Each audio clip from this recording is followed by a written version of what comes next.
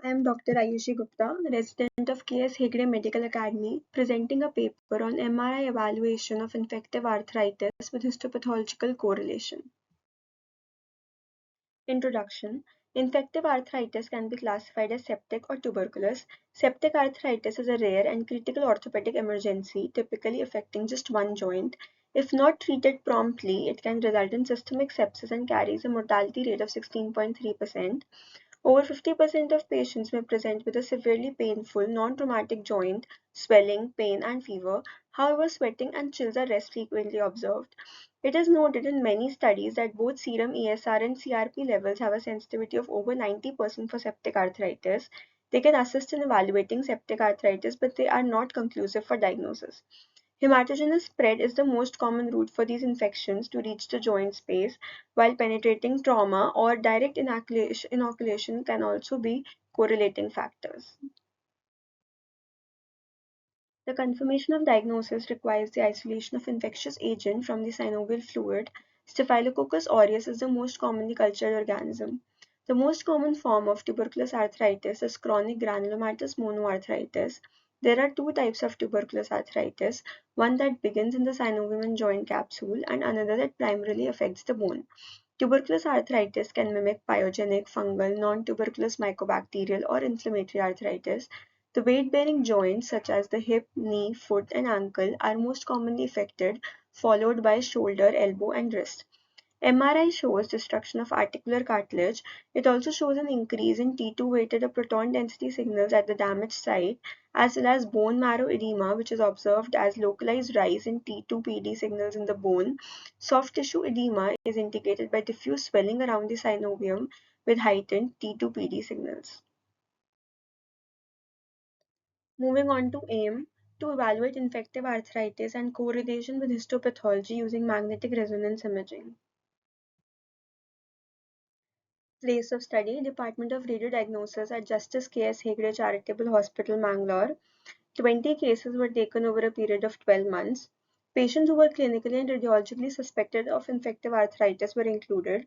MRI examination of patients with clinically suspected infective arthritis were performed with Siemens magnetometer 1.5 Tesla machine. All the patients underwent arthroscopy, aspirate, and tissue samples were sent for histopathological analysis. The patients were then followed up with culture and biopsy.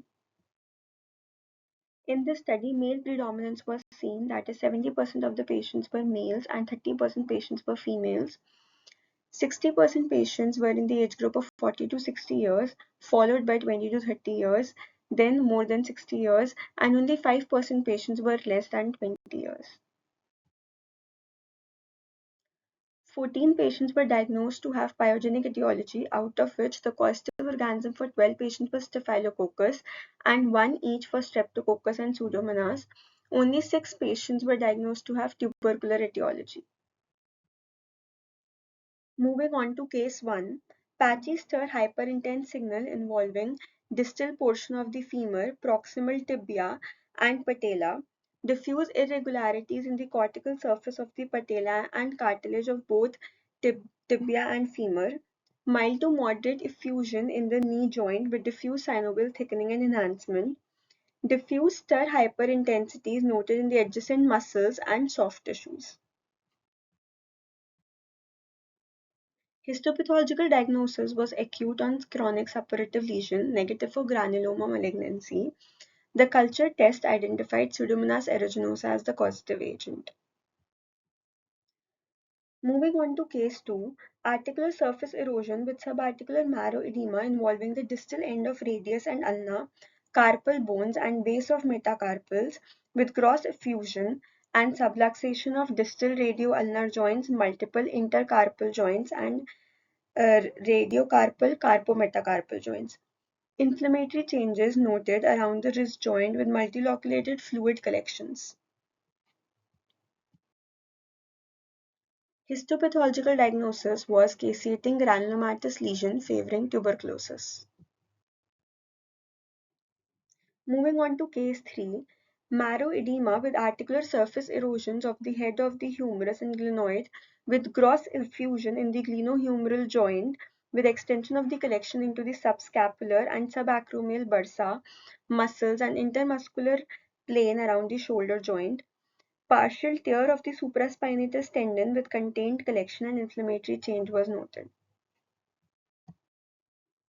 Histopathological diagnosis was acute suppurative lesion, negative for granuloma malignancy. The culture results came positive for Staphylococcus aureus.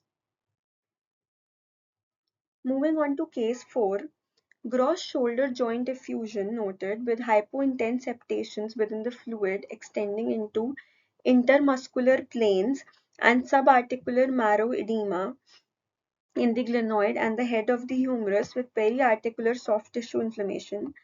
Hypointense polypoidal synovial thickening noted projecting into the joint space. Histopathological diagnosis indicated an acute suppurative lesion. The culture results came back positive for Streptococcus dysgalacticae.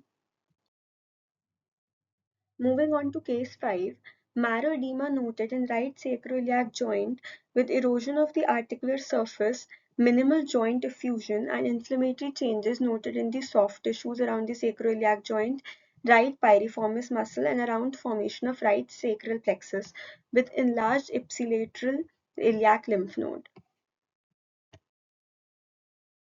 Histopathological diagnosis indicated chronic granulomatous lesion favoring tuberculosis. The study included 20 patients with clinical symptoms of septic arthritis. The patients underwent MRI of the respective joints and were evaluated. The maximum number of patients were in the age group of 40 to 60 years, amounting to 12 cases, that is 60%, followed by 20 to 30 years with 4 cases, that is 20%. The youngest patient was aged 11 years, while the oldest at 82 years.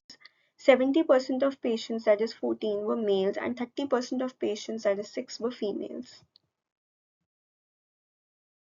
The study concluded that pyogenic arthritis is more common than tubercular arthritis. On histopathology, 70% of the patients were diagnosed with septic arthritis, while the remaining 30 were diagnosed with tubercular arthritis. Previous studies have shown that Staphylococcus is the most commonly cultured organism, a finding that was also consistent with this study. This study concludes that the most common cause of infective monoarthritis is pyogenic. Staphylococcus aureus is the most commonly isolated organism in case of pyogenic arthritis. These are my references. Thank you.